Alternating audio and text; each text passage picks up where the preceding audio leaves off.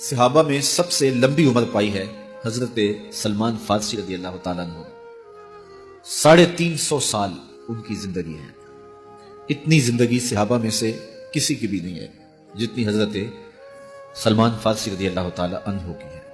بنیادی طور پہ یہ ایک مجوسی کے بیٹے تھے اور بڑے امیر کبیر خاندان سے تعلق رکھتے تھے۔ یہ اپنے باغ میں جاتے تو راستے میں ایک راہب کا کٹیا تھا، تو یہ گزرتے گزرتے اس کے پاس رکنے لگے، تو اس کی باتوں میں وحی کا اجالا تھا، تو اس کی باتیں اچھی لگنے لگیں۔ باپ کو پتہ چلا تو اس نے کہا کہ ہم مجوسی ہیں، آگ کو پوجتے ہیں، اور یہ نصرانی ہے، تم اس کے پاس نہ بیٹھا کرو، کہیں تمہارا دین نہ لوٹ لے۔ لیکن ایسی طلب جاگ گئی تھی دل میں کہ وہ باز نہ آئے۔ باپ کو پتہ چلا تو اس نے گھر سے نکال دیا، اور یہ دور جا کے کہیں ایک گرجا گھر میں ایک پادری کی خدمت کرنے لگے۔ اس نے ساری زندگی شفقت کے سائے میں حضرت سلمان فارسی کو رکھا۔ ناز و نعام سے پالا ہوا بیٹا گھر چھوڑ کے حق کی تلاش میں نکل کے اس کے گرجا گھر میں پہنچا تھا۔ جب اس کا آخری وقت آیا تو اس نے بلایا اور بلا کے کہا کہ میں زندگی کی سانسیں پوری کر چکا ہوں، اب میرے انتقال کے لمحے قریب آ گئے، تو نے بڑی میری خدمت کی ہے، تو میرے بعد تو غموریا چلے جانا، وہاں کا جو راہب ہے فلاں اس کا نام ہے، تو اس کی جا کے خدمت کرنا، تجھے حق مل جائے گا۔ حضرت سلمان فارسی کہتے ہیں کہ میں اس کی تدفین کے بعد غموریا چلا گیا، اور جو اس نے نشانیاں بتائی تھیں اس نشانیوں کا راہب مجھے مل گیا۔ میں ایک زندگی گزاری اس کے پاس اور اس کی خدمت کرتا رہا، اور میں حق کا متلاشی تھا۔ ایک وقت آیا کہ اس کا بھی آخری وقت آ گیا، اور اس نے مجھے تنہائی میں بلا کے کہا کہ کوئی ایسا شخص نہیں رہا جس کے پاس میں تجھے بھیج سکوں، اور میرا وقت آخر آ گیا، اور تو نے سچائی کے ساتھ حق کی تلاش میں میری خدمت کی ہے۔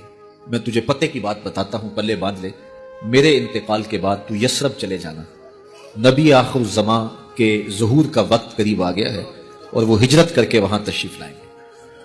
کہتے ہیں میں نے اس کو کہا کہ کوئی اور شخص بھی تو دعوی نبوت کر سکتا ہے، میں اتنی خاک چھانی ہے، ماں باپ کا دیس چھوڑا ہے، گلی گلی کی خاک چھانی ہے، تو کہیں میں دھوکہ نہ کھا جاؤں، مجھے نشانیاں بتاؤ۔ تو اس نے 3 نشانیاں بتائیں۔ کہا ایک تو صدقہ قبول نہیں کرے گا، دوسرا ہدیہ رد نہیں کرے گا، تیسرا 2 کندھوں کے درمیان مہر نبوت ہوگی۔ 2 دن کے بعد اس کا انتقال ہو گیا۔ کہتے ہیں میں وہاں سے تدفین کے بعد اٹھا اور یثرب کی جانب روانہ ہوا۔ راستے میں ایک قافلہ تھا اور وہ یثرب ہی جا رہا تھا، تو میں ان کے ساتھ شامل ہو گیا کہ میری منزل بھی وہی ہے، لیکن انہوں نے مجھے اکیلا سمجھ کے پکڑ لیا اور غلام بنا لیا۔ لیکن میری خوش قسمتی یہ کہ انہوں نے مجھے بیچا جا کے یثرب میں، اور وہاں ایک یہودی نے مجھے خرید لیا اور اپنے باغ میں کام کاج پہ لگا لیا۔ میں روزانہ ان ہمایوں لمحوں اور ان حسین گھڑیوں کا منتظر تھا جن کے لیے میں نے در در کی خاک چھانی تھی، کبھی عرش پر، کبھی فرش پر، کبھی ان کے در، کبھی در بدر۔ غم عاش کی تیرا شکریہ، میں کہاں کہاں سے گزر گیا۔ کہا ایک دن میں اپنے باغ میں کھجوریں توڑ رہا تھا کہ ہوائیں گیت گانے لگی اور طلع البدر علینا کی صدائیں گونجنے لگیں۔ میں نے جلدی سے چھلانگ لگائی اور بھاگ پڑا۔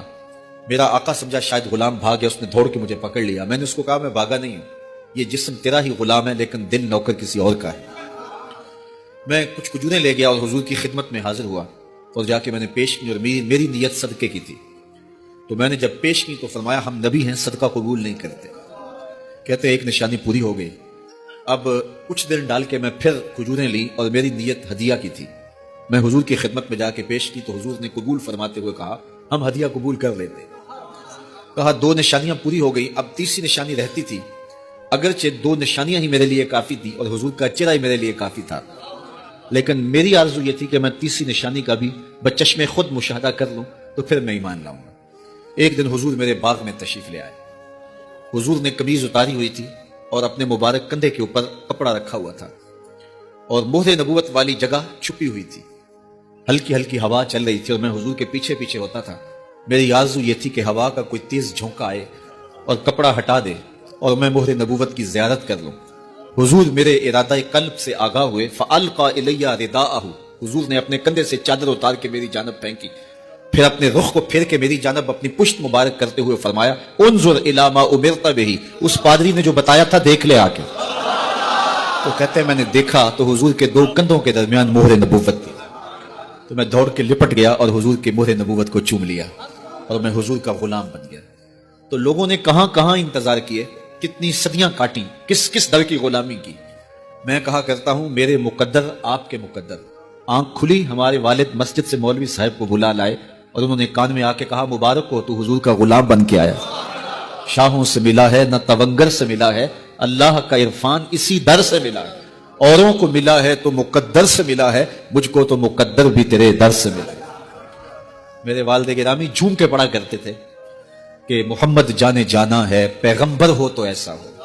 محمد جانے جانا ہے، پیغمبر ہو تو ایسا ہو، رسولوں کی بشارت سے مبشر ہو تو ایسا ہو، امر توقیر کا سب کو موقر ہو تو ایسا ہو، کیا ہم کو غلام ان کا مقدر ہو تو ایسا ہو۔